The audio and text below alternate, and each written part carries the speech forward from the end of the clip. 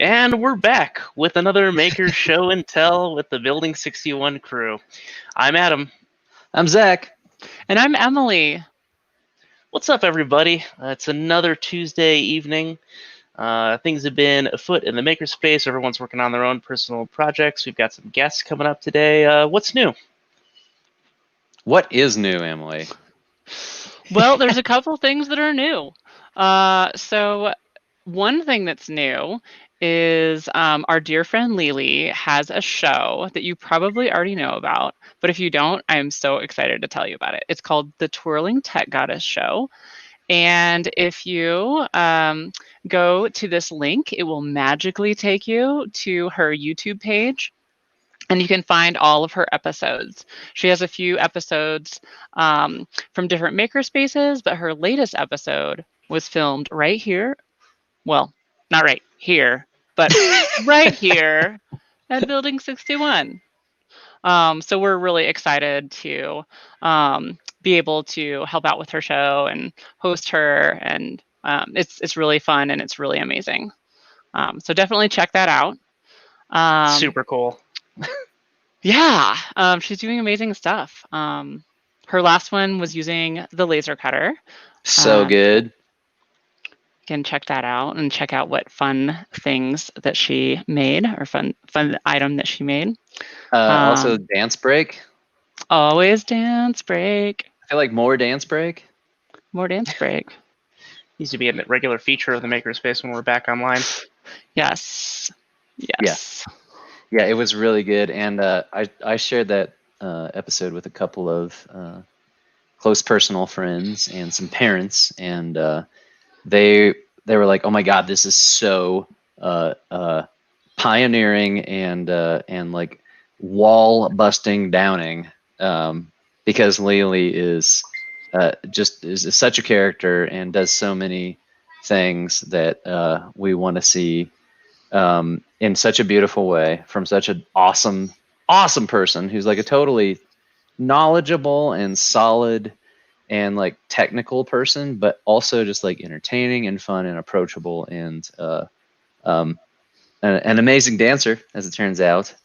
And there's a part of me, I got to be honest with you guys, I was like, get your foot off the laser cutter, and then I'm like, go ahead.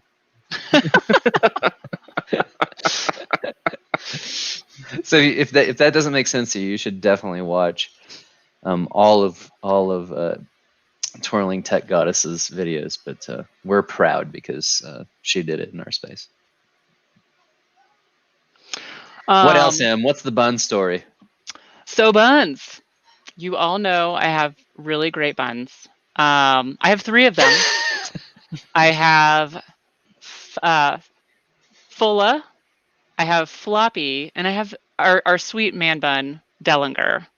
These are, of course, my rabbits. They're adorable. And I just recently got some new cage material. So I'm really excited to maybe make a video on how you can make small animal enclosures, which I talked about on a previous episode. But I'd also like to just put together a nice video for people who are curious about small animal enclosures, and they're really easy to make. So I'm really excited about to do that. So Fulla has a cage that I'm gonna give her an upgrade already. I've had her like a couple months, and I'm like, you need an upgrade. But she's gonna get a new, really cute cage. Sorry. That's okay. I'm sure it's going to be really That was a picture of Fulla. It was not a cage for Fulla. It was not a new cage. She is a Westworld rabbit. There's another like StreamYard thing where it's like, I'll just queue this up, and it's like, no, it's live. Yeah, I mean, I feel like StreamYard's amazing. StreamYard's amazing. It is. And it's very easy, best. everyone. Anyone that can't figure out how to use this, like, honestly. But, you know, I feel like, and I tell this to people also, when there's tons of feature requests from users, it means you're onto something good and people are actually using it. I have some feature requests. Anyway. Sorry to interrupt.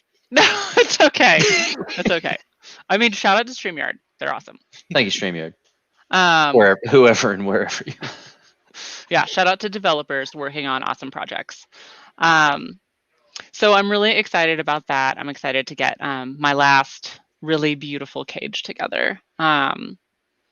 What else do I have going on? Yeah, they're super cute. They're super cuddly. Dellinger is probably the most cuddly, and I would have to agree. After a mild, brief stint of house sitting, not to be sexist, but he was the coolest. He was the coolest, and literally like the George Clooney of rabbits, because they're actually called salt and pepper rabbits, right? they are silver fox. Silver rabbits. fox. Even better. Even better. Yeah, that's the same thing. Yeah, I kind of want to put a silver fox sticker on the back of my car, but I feel like people will be super confused when they roll up and see like me driving. But maybe on Luke's car. There you go. Thinking about that myself. Yeah. But they were also raised in a different way. Dellinger was raised in hutches just like I have, and the ladies were raised colony style. And so I'm wondering if raising rabbits colony style does lead them to be a little bit more aloof and a little bit more not used to human contact. So Feral. Yeah, a little more feral. So maybe if you're thinking about getting buns. Still really chill. Yeah, they're still pretty chill. Have you considered Montessori? Not yet, but now I have. I hear good things. They say it's good, and they seem to be all the credibility that we need in 2020. Probably so. Okay, so I have one other small exciting, well, maybe two, exciting news. A friend of mine, I just found out, wrote a book or a calendar for 2021, which is a daily like calendar for pulling tarot cards and like marking it on the calendar. So I'm going to show you her link. It's in pre-order right now. I think it's only going to be pre-order. So if you're interested in, in studying the tarot or like tracking it, that could be really fun. I think I might purchase one myself. I'm pretty excited about it. It's really pretty. And the other exciting bit of news is I might Vegas home, everybody. He's trying to sneak around the house, but he's home. What up? Welcome to the show. You're live. You're live on YouTube, Big. He's got, there is no spoon. There is no spoon. Not according to this guy.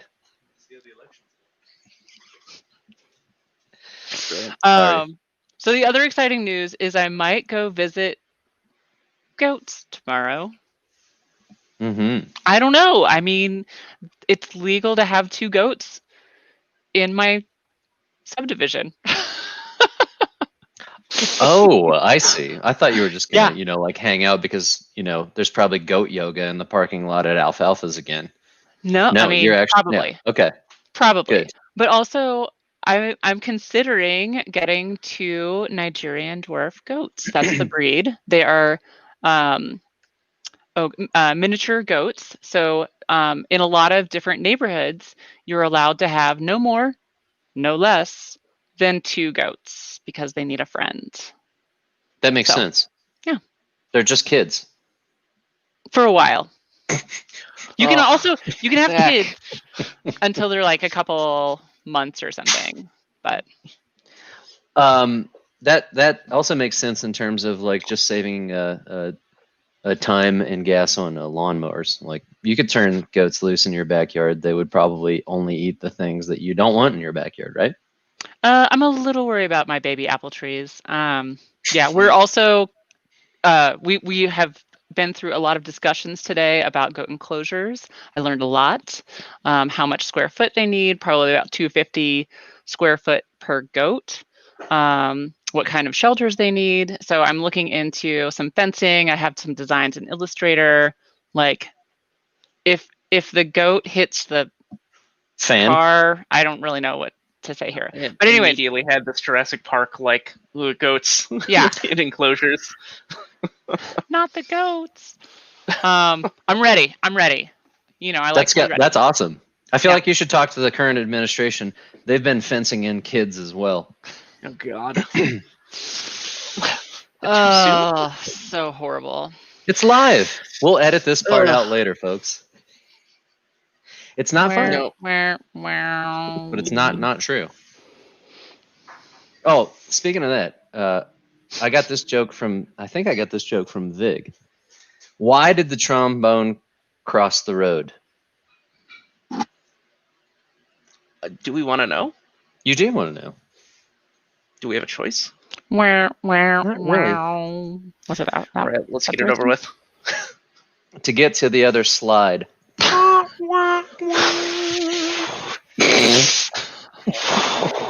I think that joke was offered by a 4-year-old. See you later. And I'm using it. That's excellent. We lost Adam. Just kidding. I'm still here. All right. I have some quick stuff, real fast. Do it. You may have noticed I have a backdrop now, which is my office. There's furniture. It's very dark in here right now. I don't really have Look at proper the lighting nicest room in set your up. house now. That's amazing. It's pretty dark, but I designed those in SketchUp. All these tables, etc. Now wrap around the edge. I've got some shelves over here, which I'll show eventually, and behind me, in the sort of like raw plywood, that is going to be risers that I can hold some of my equipment on. And I've got some 3D prints in the queue for hooking up my 3D printer and my airbrush and my air conditioner to the window, so everything will be vented quite nicely. And I'm working on a circuit board for some LED control, because I keep building the same Arduino LED control circuit over and over and over again. I decided and it keeps exploding, and your drones are crashing all over the open space. Yeah, balls of fire. That's not true. It is not open space where they crash. So I have busted out Eagle, and I actually drew this thing out. So it's got a footprint for an Arduino Nano. It's got pads for 2 strips of LED that could be separately controlled, a big power in, and some push buttons. So I probably could have added more to this, but I wanted to keep it simple, and I wanted to get the project done in one night. I could have gone crazy. I really, really do want to add extra stuff to this, especially now that I realize you can draw all kinds of crazy things on the silk screen. I'm inspired to do some circuit illustrations, but I feel some inspiration from last week's guest, Keith, which if anybody hasn't seen that show, it was pretty awesome, and there was a bird. There was a bird. So yeah, here it is. This is the little prototype of the thing. I sent it off to the company that Keith uses called Elecro. They had a 24-hour turnaround time and 3-day shipping, so we'll see if I get things by Monday. I cannot believe it's that quick. That is insane. Get 10 of these boards made was, I think it was around $40 in that time frame. Wow. Ridiculous. That's amazing. That's ridiculous. Amazing. There are some things about the future that are kind of okay. Yeah, so pretty cool. I'm stoked about that. Hopefully everything I spec'd out is good. You can see that there's some really thick traces on here. That's to run big current for the LED strips. Nice. We'll see if it actually works. I like it. And then Adam, per Keith's sort of style, are you GitHubbing this? Are you gonna open source this board for the rest of us mere mortals? Hopefully people don't just look at this and they're just like, wow, this is a nightmare. But they'll be able to have my source files, so hopefully they can improve it and turn it into something actually useful. You can Google it. Undoubtedly somebody has made something better, but I really, really wanted to get the experience of setting this thing up. Adam Watts, ladies and gentlemen, he's always underselling himself, and he's a genius.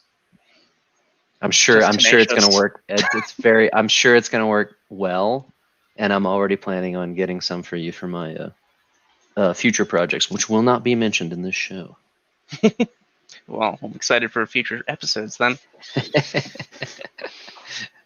Cool. I've got some awesome stuff to show you guys. Most of it you're completely aware of, but I had this awesome opportunity to do a thing that I think in normal times would be like a major upgrade for all Building 61 patrons.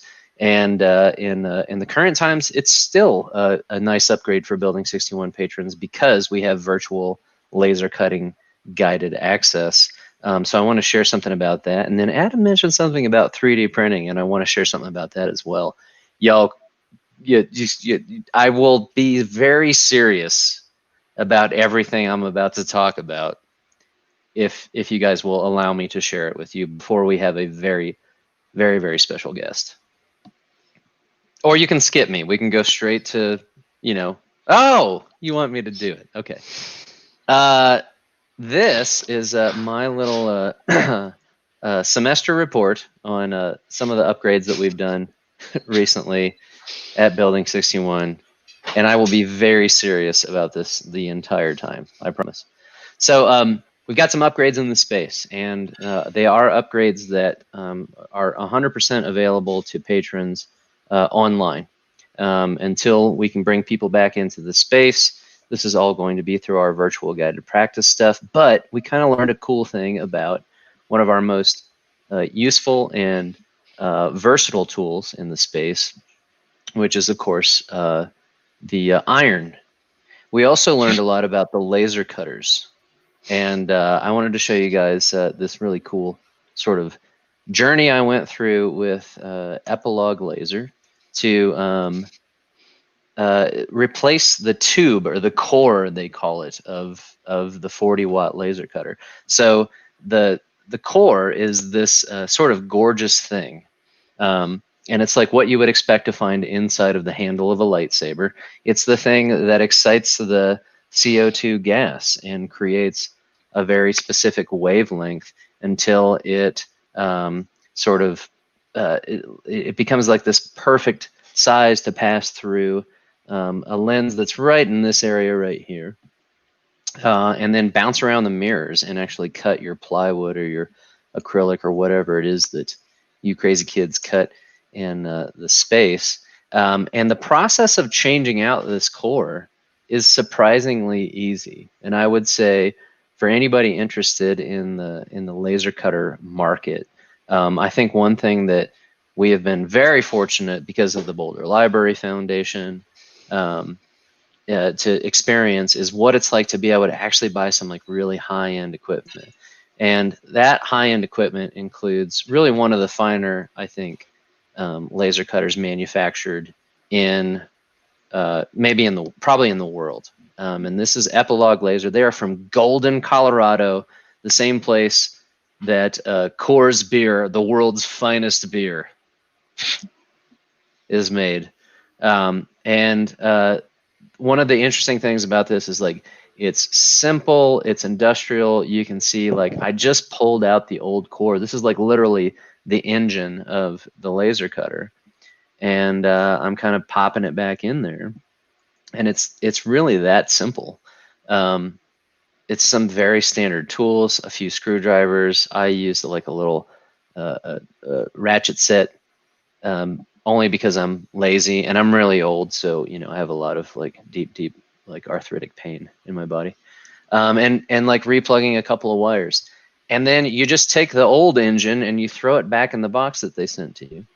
And you pack it up and you ship it back to them. And it's that simple. And it happens really fast for us because we're literally about, 20 miles from Golden. But once you get those new parts, laser cutters are they get very interesting and kind of basic.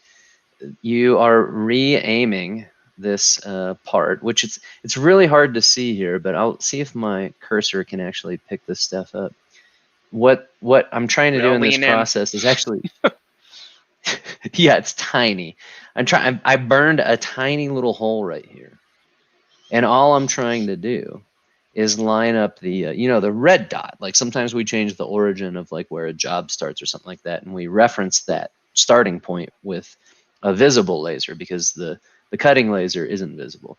You get those two things lined up. And then you just kind of fine tune a few mirrors.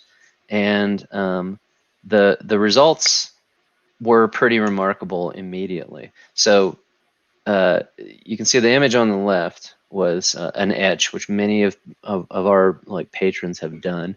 And you can see, kind of like in the hip area of what is a T-Rex skeleton, which is kind of Adam's signature test project. There's this like drifting, there's this like skipping of lines. There's areas that aren't quite etched well. Same laser, brand new tube. After all of this like kind of careful focusing, and the image on the right is in the same area of the laser, and you can just see like the quality difference is pretty remarkable. So for Building 61 patrons using the virtual laser cutting guided access, or when you come back into the space after we all take our chloroquinine or whatever it is, then you're going to get like basically a fresh, brand new result from our 40-watt laser. And that swap out and learning about that process and learning about the machine was pretty cool. The quality improvement is really amazing. Like, and you can actually cut through materials consistently now. I don't know if people had kind of a memory of using the 40 watts sort of at the end before we closed down, but there's a lot of moments where you're like, I swear that I have cut this material before with these settings. Why is it not working? Yeah, just not that was going on. And then while we were closed, the raster started getting really weird. So like, you know, big areas that were just not cut at all or very finely not cut. So it's difficult to say, is this actually the material? Maybe it's the laser. Yeah. I'm glad that we changed it out though, because the improvement is massive. It's like having a brand new machine. It's pretty much brand new. Year. And the customer service experience, and we're not paid by almost anybody at this point, but we're not paid by Epilogue to endorse their brand in any way, and so we're not doing that. What I would say is that we've said this to a lot of different spaces starting up in different situations, that if you've got sort of one key tool to add to a space, one of the most versatile tools that you can have in a space is a laser cutter. And if you're as fortunate as we have been to be able to really splurge on a finer machine, I will say that this Epilogue machine is easy to work on. The customer service was excellent. We're in close proximity, so the time frame was insanely fast. But for it was about $1,500, which is not trivial at all. For about $1,500, we took a 4-year-old machine with a couple thousand hours of operation time on it and basically turned it into a brand new machine. And so I think that was well worth the exercise, and it's been a really fun learning experience. Can I show you guys one other amazing thing, and then then the big reveal? Yeah. Everyone's still with me. Show us the thing. Still with you. All right. So next slide. Oh wait, Adam, did you want to talk? What? Did you want to talk about your Halloween costume? Do you want to tell people about your Halloween costume? No? When and you want me to skip this? What is this? I don't know. I didn't make this slideshow. I'm just going to go on to the next slide. I don't know how that got in there. So the other upgrade that we had. When was that from even? I don't know. It's clearly a typo of PowerPoint slides. No memory of this experience. Can we just move on? So I'm hung up now. I know it's like it's one. I think it's one of your better cosplay, items. But anyway, so the other upgrade that we had was in 3D printing. Now, if you follow us on Instagram at Building 61, then you might have noticed that we had this amazing donation from the Medtronic Corporation, who has an office out in Gun Barrel, which is just northeast of Boulder. And that amazing upgrade was this machine on the left. This is a Dimensions 3D printer from Stratasys. It's actually a legacy printer. I don't think they even manufacture this thing anymore, but I have a tremendous long history with using this particular machine, not this specific machine, but this type of machine. And what it does for us, this amazing donation, is it moves us into the realm of extremely high quality FDM 3D printing, which means, amongst other things, not just really the full advantage of the technology that's available and has been available for quite some time, but it's little details like this. So on the image on the left, or the model on the left is from this new machine, and some old material. So this stringy bit between the horns of this dragon skull are not that's actually, you know, like a known problem. That's not a normal result. But what you notice is in the horns of that dragon skull, those horns extend all the way down to the bottom of the model, because that's part of the model. In the image, or the white image there on the right, is that's our awesome, amazing, super reliable, and workhorse Lulzbot 3D printers. But they print a different type of support material in a slightly less controlled environment. And this quality upgrade is visible immediately on our very first test print.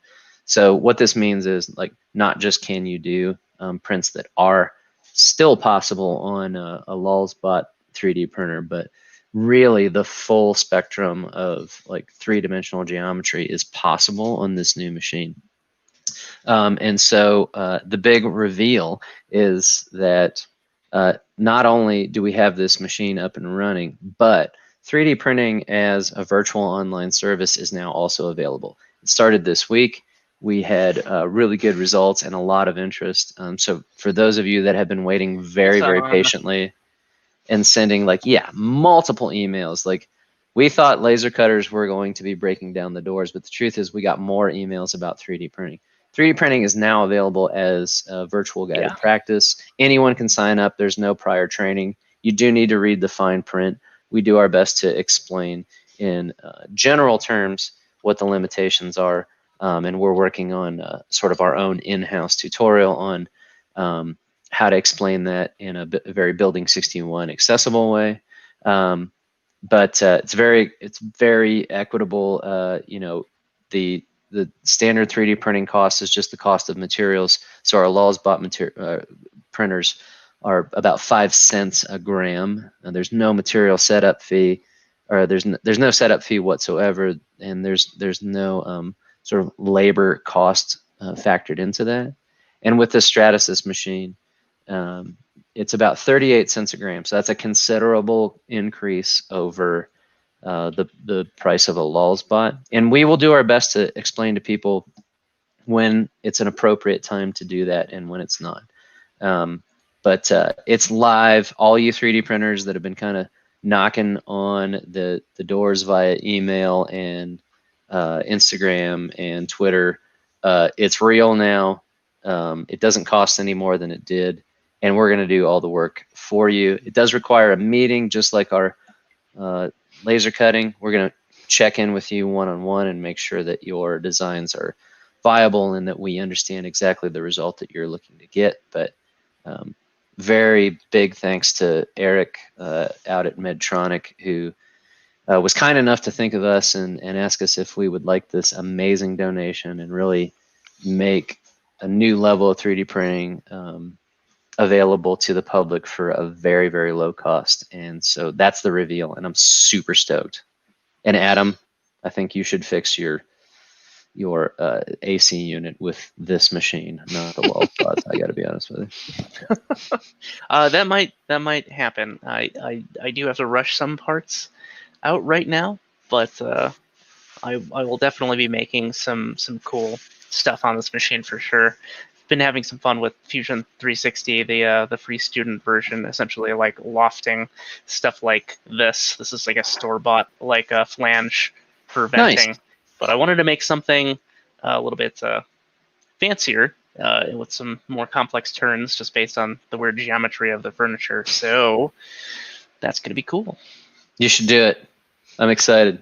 And thank you for allowing me to share my presentation, my very serious presentation with you guys. Also very excited about who else is waiting in the green room, as it were. Infinity. All right, let's without further ado, let's bring in our guest. Wherever StreamYard went for me. Hello. Hey, hi. Where is she? Oh, I'm in my basement. Wow. It's actually called the Spacement. Oh, nice. The Spacement. The Spacement. Everybody welcome Julia Williams, the Designosaur, one of the most prolific and like somehow like fastest upstarting mural artists in like the Denver metro area, working with Streetwise Boulder, I think. Holy cow! Welcome. It's so good to see you. Also, like it's Yeah. been Miss you 1,000 guys. years. Oh my gosh. Yeah, so nice to see you too. Thanks for having me. What have you been up to? Just painting a lot, all Yeah. over. Like I've been spray painting almost every day for the past 2 months, which is how I like it. So That's great. it's been awesome. Yeah, your Instagram, and maybe we can throw. It's probably just at Designosaur, yeah. At the Designosaur, yeah. At the Designosaur. The Designosaur. Yeah, your Instagram has been blowing up, and we're like, wait a second. What, didn't she have like another job or gig, or wasn't she doing something totally different like a year ago? I know. Yeah, this is a busy time. It was busy for me last year too at this time. So How long has it been since you've like really launched, I want to say basically full time into mural art? yeah, so I quit my art director job a year and a half ago. And then I did my first spray painted mural at Crush Walls last September, so almost exactly a year ago. And then I've just been doing tons of murals since then because that was like the greatest experience ever. And I was like, this is all I want to do. So just making it happen. Yeah. What was that process like? I mean, we remember you from the space. You were doing, like some personal projects and like getting ready to, do like, I think it was like your own sort of wedding favors and some like custom gifts for all of your family and friends. And then you totally disappeared. You cut us off. We thought you hated us. And then the next thing we know, it's like all murals all the time. I think we maybe first met when you came into the space to work on some Horizon Zero Dawn cosplay. Am I remembering that correctly? Yeah. Sweet. Yeah, I like making all kinds of stuff. I need help with a lot of it because I'm like, I've never done this before. Yeah, You I don't know. even like crushed it though. I remember us being like, well, here's ZBrush, and I think you're gonna need to know how to do these two things. And like 24 hours later, you had everything perfectly cut into parts to set up on the little spot, and I was like, this is never rarely happens. This is awesome. Hey. That crazy headpiece, yeah, Oh, yeah. so Yeah. good. Thanks. Yeah. I've been a graphic designer, illustrator. I've been working in agencies in Boulder for the past like 8 years or so, and was sort of always freelancing on the side to like build up my freelance clients so I could eventually just have the freedom of freelance. And then I quit my job and then sort of accidentally found that I could just do murals, or I could just do art now, which is the best news ever. Yeah. Yeah, but it's been really awesome, like finding that there is demand for the like style of art that I do, and that murals are like so in right now. And yeah, it's been super fulfilling to like make huge art and have people be affected by it, and it's great. Yeah. It really And is. It's beautiful. You also had kind of a signature style from the beginning of not just your branding, but like what we've seen. It's like kind of psychedelic Trip Tiger, like what's over your right shoulder right now. Totally. Pretty awesome. Yeah. We need a Three Wolf Disco for the makerspace. Yes. Yeah, please do. Yeah, my style is definitely influenced a lot by, I love dancing and I love going to music festivals. And, all of the like rainbow LEDs and lasers, and I just love that stuff. And stuff lit up by the LEDs, like blue over here, pink over here, like it's so crazy looking. And I just love putting that kind of stuff into my artwork. And it feels a lot different than a lot of things that other people are doing. So it's nice that I don't know, I feel very connected to it, and it's also unique. Yeah, it's really gorgeous. Yeah. Do you have any work to show? Like, I mean, we've all scoured your Instagram, but if nobody's seen you before, and there's literally probably There's probably close to 1 million people watching right now, so not to up the pressure, but Okay, let me. you're about to be revealed to the larger world, I think. Yeah, let me screen share. Yeah. Okay. That's awesome. As the headpiece is channeling your energy into Building 61 Cool. patrons, the millions of them everywhere. Let me show you this quick little movie. Oh, cool. Maybe it's just gonna.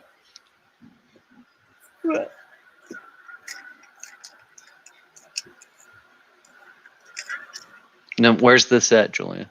Now this is in Gun Barrel. This is like a couple of blocks away from my house. So I got to do this awesome wolf mural for the city of Boulder to kind of commemorate the 8 p.m. howling. I don't know if you guys heard that. Yes. Yeah. I did a lot of that. Yeah. Yeah. So the 8 p.m. howling was basically like a literal shout out to the healthcare workers and frontline workers in general in the early days of COVID. And I think it's probably become such a long time at this point that maybe it's died off. But that 8 p.m. howl was pretty magical, actually, because we couldn't get together physically, but we could hear each other from blocks and blocks away, and yeah. So I thought it would be super cool to do a piece that sort of commemorated that without being like, this is COVID, you know? Right. But like, yeah, right. Like, remember this thing that like brought us all together while we couldn't be together. Or just paint a huge mural of like what we're supposed to believe the COVID virus itself looks like, which is this like gray ball with like red kind of like cornrows. And I'm into the wolf sack. Let's pass on the mystery orb. Yeah, so I am glad to not have actually painted, you know, the COVID virus or whatever, and gone to paint this instead. But that's definitely one of my favorite ones to date. And what's the scale of that for everyone's? So this one it's 12 feet high by about 60 feet long. Wow. And where is this? So it's in Gun Barrel. It's really close to the King Super. It's just barely east of the King Supers. Right there, kind of on the bike path between the King Supers and like headed towards maybe like Gun Barrel Brewing, or is it in the opposite direction? It's heading east on Lookout Road. Okay. Yeah. But if you drive past the King Supers, you'll see it out of the corner of your eye. It's so cool, gorgeous. Thanks. Yeah. More. The people demand more. All right.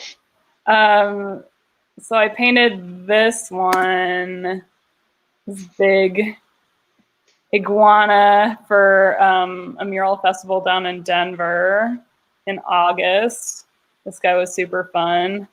It was kind of a funny story when on the last night they had people coming through just to like watch the murals get finished up, and I'd done all these like geometric lines, as you can see, with masking them off with tape. And so at the end, I was pulling off all the tape, you know, just very carefully pulling off all the tape. I pull off the last bit of tape, and I hear a bunch of people applauding, and I like turn around, and like 40 people clapping as I like. People love iguanas. I know. I was like, wow, like this is like the least skillful part of what I'm doing. And there's some masking tape fans out there too. So a lot of tape fans. A lot of tape fans. Yeah, so that was pretty funny. That's gorgeous. Thanks. Let's see. Here's one I was just working on. This is this year's Crushed Walls down in Rhino. So this is a collab with another artist, Build. So he does these like geometric designs, and then I did the more realistic parts of it. But yeah. And how is that, like, stylistically? What's it like as a mural artist, especially one that works in spray paint, which I think is a largely underestimated and probably like little understood process. What's it like when you guys met up? Did you find oh, Ellen's here. Hi, Ellen. Did you guys find a lot of like ease, or how did you communicate between, like, what was your strategy like? Yeah, so I don't know. I've only done 2 mural collaborations before, and yeah, each time it's very different. I'd never worked with Build before, and we didn't know what wall we were gonna be painting until we got there, like the first day of the festival. So it was definitely like I had sketched this woman and was like, maybe we can do something with this, and when we got there, we just kind of figured out on the fly, like, well, you know, there's windows here, we have to cover them up. Like, we'll put her, like, oh yeah, in this area. And then he kind of did a mix between planning out what he was going to do and then just kind of freestyling it as it went along. But yeah, it's definitely very interesting. I think that it's nicer to like collab with someone who has a very different style, just because you're not trying to like make your styles match, I guess. Yeah. And they can like play off each other. Like, I don't do as much geometric work, so it's cool to like kind of mix the more realistic and geometric together. I definitely like that part of it. That's gorgeous.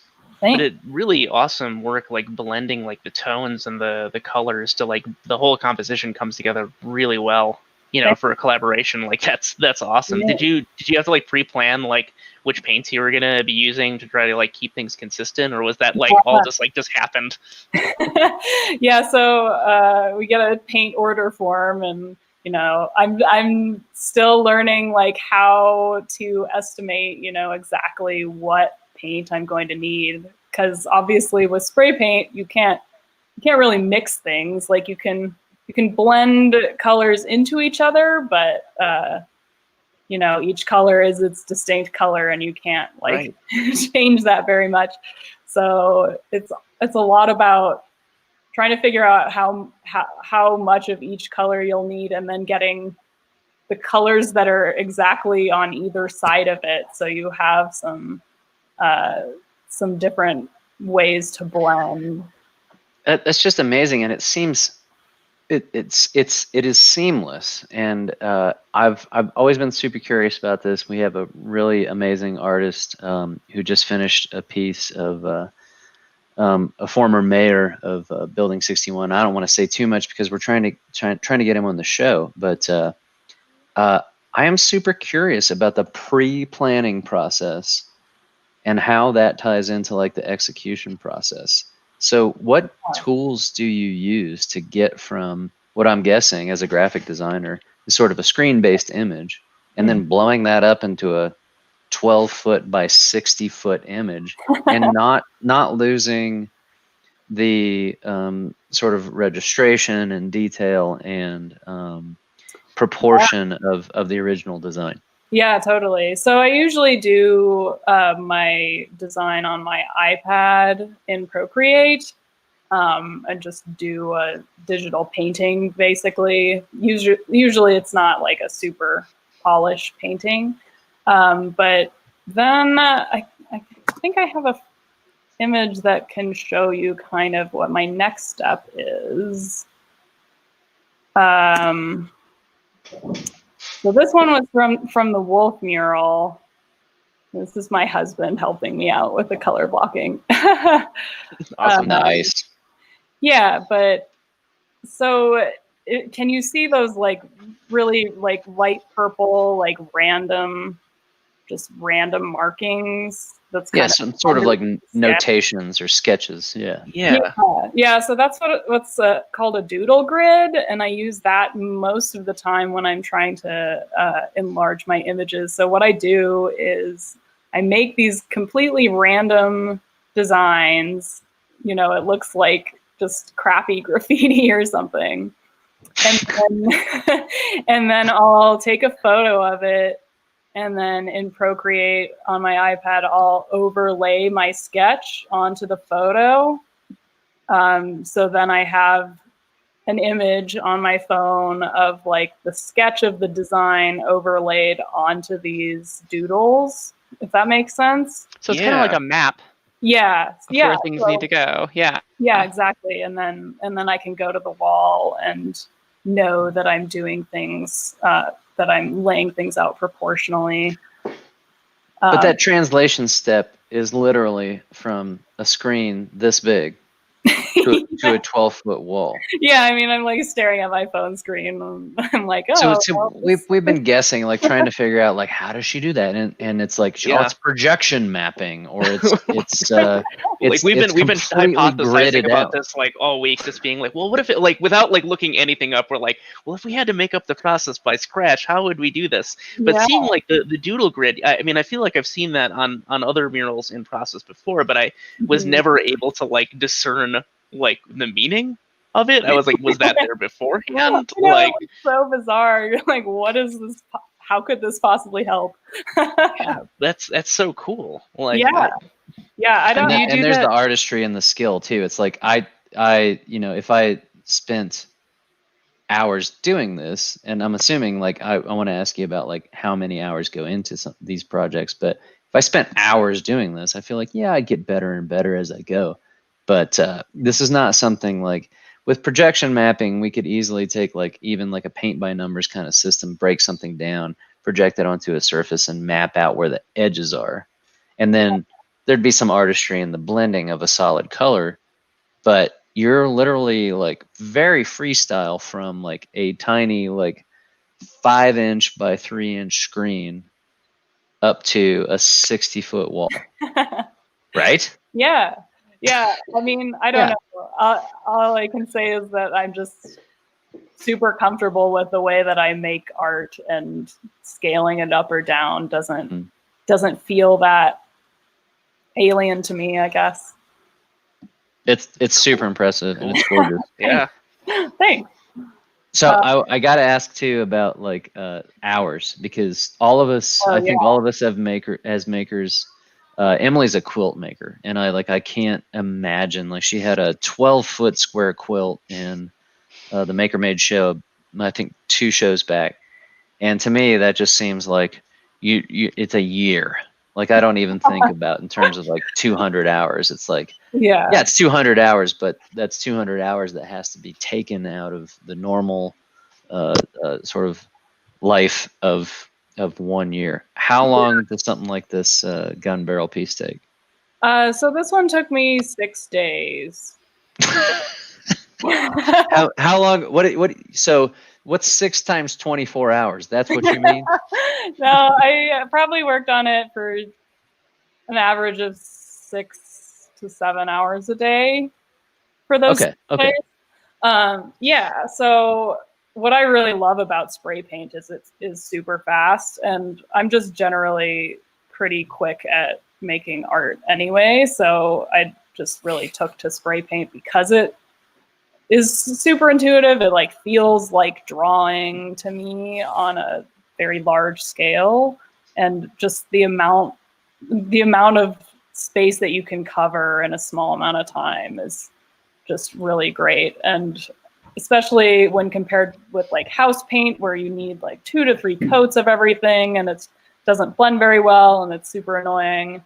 Like spray paint doesn't have any of those like limitations, I guess.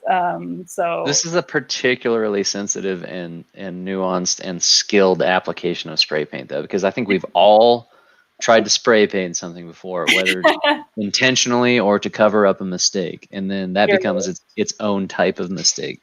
Sure. Spray paint is it's like tantamount to watercolor painting in that it's fluid and it's like aerosolized, and it's so hard to control, but you make it look super detailed and easy and tidy. Oh, thanks.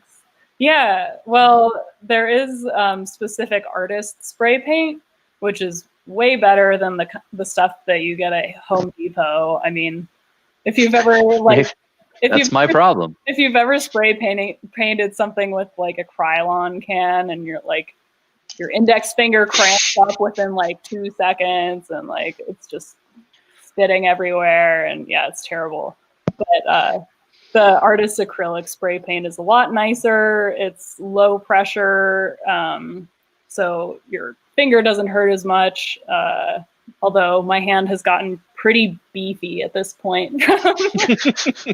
Do not thumb wrestle her, folks, or like Index, like. Yeah, and there's also different cap sizes to give you different types of control spray. Okay. It only gets so small. So when you get to really small details, you're going to be using things like stencils and like the sides of cardstock and things to really control stuff at that size. But you can get pretty good detail with just the caps. So that makes me feel a little bit better. Adam, can I spray paint your car tonight? Yes, that's fine. Do you guys want to see my spray painted car? Yes. What? Yes. Yes. Yes. What? Oh my God, yes. Oh my gosh. Laser Python. Yeah, this is actually my husband's car, and it's like a '98 Oldsmobile. And I was like, hey, is there any reason that I shouldn't paint this? No, there's not. He's like, no, I guess not. So. Oh my God. Yes. Oh my God. Yes. Wow. The coolest Oldsmobile you'll ever see. I am seriously. Wow. I'm deeply tempted to tell you right now that I just bought a huge cargo van, but I'm not going to mention that. Ooh. Oh my gosh. Well, yeah, I really wanted to try painting a car, so this is perfect. That is so rad. There is bad car painting and there's good car painting. This is very good. Yeah, it's definitely quite a process, and I'd love to like be able to do it, a little bit more legitly, but man, that's a whole nother thing. You mean this is not to your standard? Oh no, I mean I'm super happy with how it came out. I just mean like I feel like car painting professionally is like that's a whole thing, like airbrushing and like mirror finish smooth and all this stuff. So yeah, that's another level of painting. Maybe I'll get there someday. But so is this just a like acrylic artist spray paint like right onto the car then? Yeah, so I primed it first, and then just spray paint. I used a bunch of stencils on this one that I created, and then I clear coated it with automotive clear coat, which made it look pretty good. Yeah, I'm pretty stoked. Yeah, it looks great. Like it's amazing. Awesome. Thanks. It looks really good. Can you show us a couple of the other like side views and stuff? That is nuts. It's so crazy. I know that car too, and it's like, yeah, that car never looked that good in the 90s. Anyway, when you see me driving around town, say hi.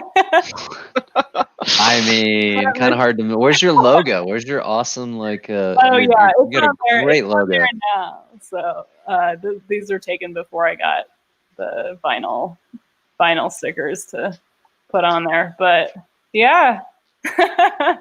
Amazing. So cool. So good. Yes. So good. We should all have cars like this in the future.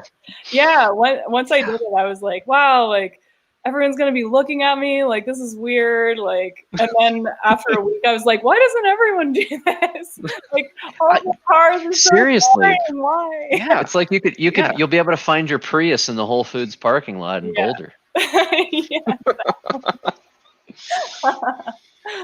Yeah, so that's a fun project.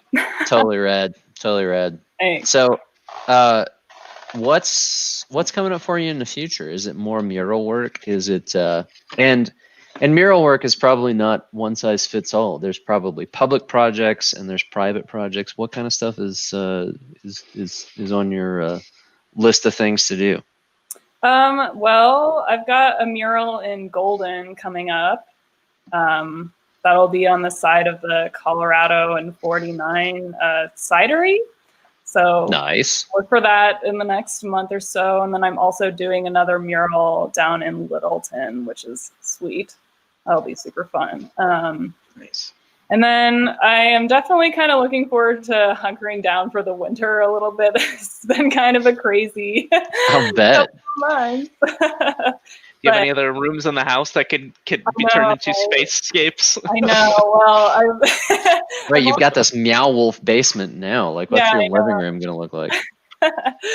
Well, I've already painted a mural in our bedroom, so I think that there's not a ton left in the house. But yeah, I'm looking forward to. I've been making artwork to license for festival apparel companies.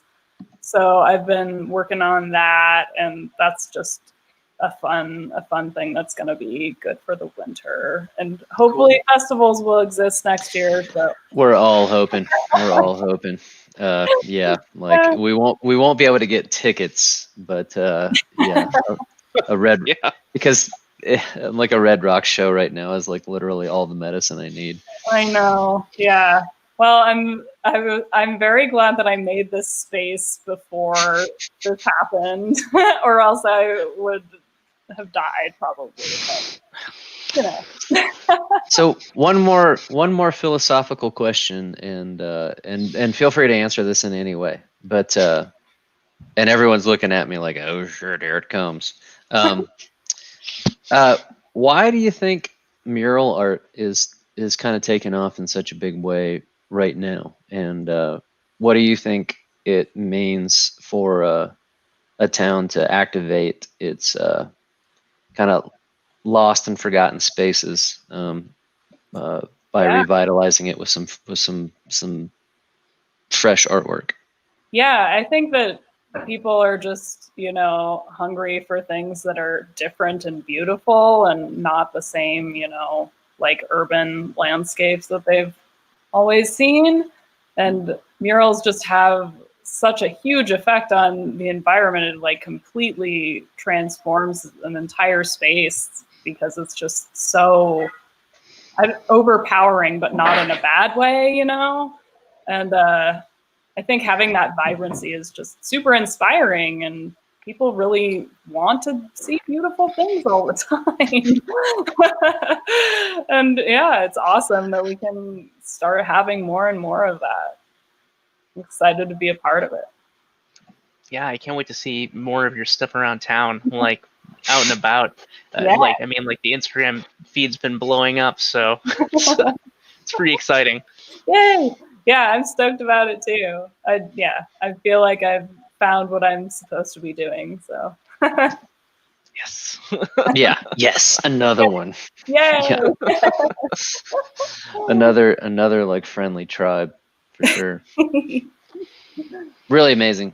Super cool to talk to you, and thank you for taking the time. Like you must be exhausted, especially your index fingers. And we've been watching from the sidelines and like feeling helpless about like checking in or providing like support in any way, and at the same time we're like she's alum, and it's really good to see you out there like doing your thing. Oh, thanks. Well, I miss you guys, and I am definitely planning when festivals come back. I have many dreams to start creating some installations, so I'll need some help with that. Heard. Architecture, the next adventure for sure. Yay! Cool, Julia. Thank you so much. Also, like rocking this headpiece. Thanks. Very nice, along with all of your other headpieces. If anybody hasn't seen it before, Julia's always had something, I think, in our Maker Made shows, and the sort of the recap and catalog of those shows is on the website at building61.org. And she's always got something of a centerpiece, from 3D printed to handmade masks. And now I think the next Maker Made, I don't want to put you on the hook here in front of these millions of people, but Please do. what if we just taped off a section of the gallery and you put a mural in there? Or would you be cool? Would you be cool with a mural that was only up for 30 days? Could you you watch that happen and then unhappen? Oh yeah. In a period. Okay. I make so much stuff that I am not attached to any of it. That's an awesome attitude. It's That's very great. zen, and I think I'll be cutting out the drywall and moving it. I think we just right? figured out the first thing that people will see when they enter the next Maker Made show in 2020, hopefully something. Perfect. Yeah, my friend actually, he built me a practice wall that I had been spray painting on all summer, and I just spray paint a mural on it and then cover it with black, spray paint another mural on it, cover it with black. So we're gonna make it happen. That would be an honor, and it would be a rad centerpiece for the next show. That'd be wonderful. Yay. Awesome. Thanks so much for joining us. Yeah. Good to see you. Good to Keep working. you. Will do. Congratulations to you and like this person who must be like an awesome partner for you who let you spray paint that Oldsmobile. He really is the best. That's awesome. Good to see you, Julia. Thank you very much. Good to see you too. Bye. Later. So cool. So cool. I gotta spray paint something now. I know. I'm Adam. I'm on my way to your house. It turns out I've got the wrong spray paint, but I think I can pull it off. We got some in the makerspace. I bought some for something at some point in time. I wonder if it's so good. It's exactly what she said not to use. And that makes so much sense. Like having the right tool for any job makes the job like not only achievable, but usually enjoyable. Exactly. Also doodle sketches. Yes. Now I know. Oh my gosh. With like alien glyphs for all these years. Yeah. They had meaning. And like they were so interesting. Like I had to like zoom in a little bit to see what was happening, but so cool to like make a weird foreign glyph language all over the place just to like be a map. Because how do you go from an image the size of a screen, which probably started here, and now you've reduced it down to here. Well, I mean, and now you're going to blow it up to here, and you still nail it. And like the way that we're taught about everything is like, oh, it must be a grid, like make it into a spreadsheet, and like it's like that is like so not artistic. Okay, it's not. Yeah, that was that classic style for like I just remember like just being in high school and them being like replicate these photos, draw a grid, do this, and it was just like I am a photocopier kind of, but everything is a little bit off because like each grid thing is a little bit off. And I have astigmatism in my right eye. Yeah, you're just trying to get that like done right. So that's so cool. The other thing that like is really amazing to me, like this is something that you can really get into if you're doing illustrations just like on your desktop, is keeping your field of view correct while you're doing it. Because if you're drawing flat on a table, like if your drawing is just flat in front of you, your perspective is wrong. So everything tilts slightly. So like when you pick the drawing and you're looking at it head on, suddenly you realize, oh, wait a minute, this is way too long, or like this character's head is too small, or like I've made it too big to compensate, like because you get locked onto that white piece of paper and it becomes hard to see what's going on. So like thinking about that as like a huge scale, like you're doing this on a wall and you got to go back and like check it continuously. So like those little like perspective things, like that's super interesting to me. I'm being reminded of our episode with Stefan, where he like had a miscut that you couldn't even like on a computer, like it wasn't recognizable as like not square until like he like played with it and grabbed it and turned it, and you were like, oh my gosh, this whole time I thought it was completely perfect and square. The Great Schism, it was called. Oh, was that the Great Schism episode? I think that's what he called it. I think you might be right, actually.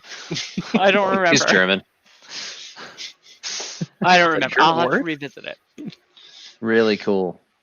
Also, love to see what you guys are up to. I hope to have some exciting design build projects in my personal future. But Adam, the office setup is looking very swanky and very pro. I'm feeling really good about it. There's a lot to do still, but there's actually space for my tools now, and it's not like this back here used to just be 2 folding card tables, not identical tables, I slightly remember. different. One with sort of a plushy top that was like annoying to It's do a card anything on. table. Like It's why? the same why card why were table they my even made that great way? grandmother played Gin Rummy on. Yeah, Oh my you God, really so busted out the so budget gross. for that one. Nice one. Yeah, it's like when I got that in 2013 when I moved out here, and I have done so many projects on that garbage card table. Meanwhile, they have access to a whole makerspace and a whole wood shop, and yet never got around to creating a proper work surface until everything was closed. We live to serve. I swear. Like my self indulgent projects. It doesn't take much to feel self indulgent about a project, and I tend to shy away from those things because I get such a kick out of working with the public and helping others sort of experience that like aha moment of, oh my God, I did this thing. That I don't take a lot of time to do my own stuff, but when we do it, I think it's refreshing and recharging, and it reminds us why we enjoy working with the public so much. Yeah, I have big shout out to Robbie for help with the dowel jig today. I was stressing out about it. I was like, I don't know how to use this tool. Like I feel like I do, but I have never used it. So there's a lot of like drama. No, I have no idea. I've seen and, that like, tool 100 times, and I'd be like, Robbie, what's this thing? I have no idea. Yeah, no. So he was great. Saved my life. Like probably shaved like 5 hours out of these 9 holes that I needed to make because I would have overthought it to death and then still got it wrong. So The guy's having good. The him guy's around- good. I feel Yeah. like we should have him back on here pretty soon and maybe talk about some recent projects of his. Yes, looking forward to Yeah. that. I'm sure Yes. he's game. Emily, I hope you and Luke have some more kids soon. Same I'm gonna beat this kids joke to death. It's not the. Revisit. I mean, of all the goat. jokes I've told, this goat. one's not that bad. I'm hoping as well. I did get a message that she only has 1 dough left, which we can't have 1. So I don't know if it's going to happen tomorrow. Doe, a goat, a female goat. Doe, a goat, a female goat. Right. Why? Why? I'm sorry, guys. It's late. I don't know something. Yeah. Also, someone mentioned that billy goats are fragrant. They are indeed fragrant. They are so fragrant indeed that supposedly the milk from a freshly refreshed doe is no good. They're that fragrant. And they are indeed illegal in most neighborhoods. If you do have a neighborhood that allows you to have 2 goats, no more, no less, they probably need to be wethers or does. Oh, well, if we're going to talk more about that, that will decide whether or not I attend to the next episode. You're on a roll. Like you Nice. kind of just like like as soon as we hit like 7 o'clock, it's like suddenly the punning accelerates. I save all of my every So other it's two. like- it's I like- save actually it's all not- of my bi-weekly energy for this. It's just not this it's chance not to talk to linear. you two. It's utterly logarithmic. You're like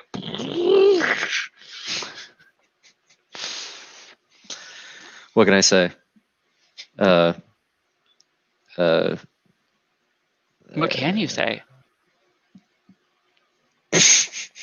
Now that I'm in, nothing at all. now that I feel I'm in the spotlight, I choke. I choke. Also, oh, hi, puppy. I got 2 beehives, so there might be bees in the spring. Dear Lord. I know. Well, if for any strange, unpredictable, unforeseen reason there was an apocalypse, it sounds like the party's at Emily's house. We got honey, goat's milk, goat cheese, Eggs. Haas and pepper, vegetables, lots of eggs, maybe a little roast turducken, and elk. Any elk news? No elk news this year. Yeah. Fair enough. All right. Yeah. Godspeed to the Bartesi. Guys, it's been great. 2 weeks from now, let's do it again. All And right. let's have another amazing, Julia is just like such a high achieving total pro and like such an inspiration and someone that's been super fun to watch. Let's find another like weirdo fun person like her. I want to say 2 weeks from now, that is getting awfully close to Halloween. So maybe if any of you all out there have costumes that you are working on, we would love to see them. So bring it on. Can we Yes, show please. Can we show them Adam's costume as we sign out? Can we show them Adam's costume one more time? Because I feel Cue it. I need you guys to bring Cue it back up. Cue it. Please tell me when I mean, that was. as soon because as it's cued. It is live now. I have to like go Right. full screen. I've got my shirt tucked into my pants. Like, when was this? Oh, but it's a partial tuck. I don't Yeah. know. Nice. Very But nice. if you look closely, who is this right here? I think that is Enhance. one. I think that is Enhance. one. I think Enhance. that's Oh, one. Yep. I think that's one Jay Bollingsworth. The halo. Mm-hmm. Yeah. So this was clearly this is probably like honestly a year ago in October. So this isn't Adam's current Halloween costume. This was Adam's last year Halloween costume. And it's quite good. There's your Star Wars replica helmets, and then there's this. I have feel like no this is memory the of next this place. It looks good. On that note, love you guys. It's always fun. See you in a couple of See you weeks. next I'll probably time. see you tomorrow, but also in a couple of weeks. And remember, make more stuff. Make more stuff. Make more stuff.